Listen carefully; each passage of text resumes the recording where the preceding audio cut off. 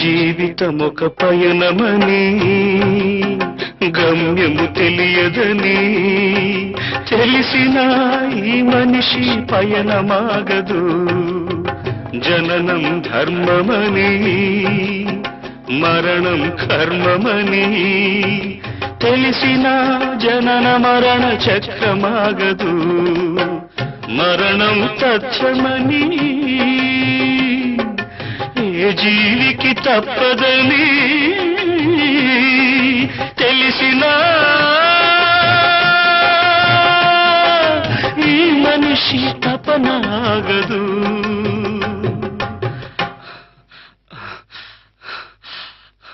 ఈ బ్రతుకు తపనాగదు.